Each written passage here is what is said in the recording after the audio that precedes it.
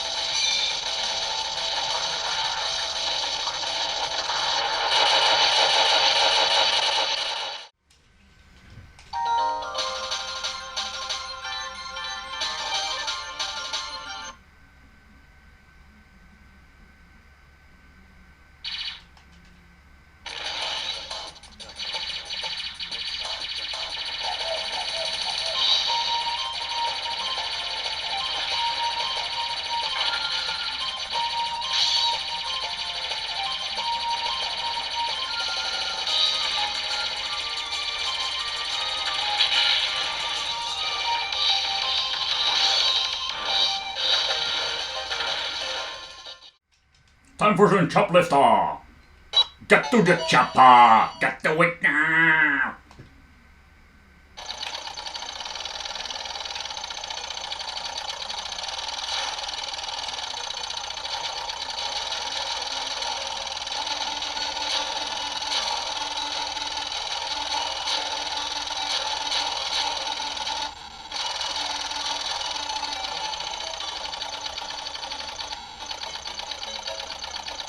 Did I just kill them? Or what? Oop.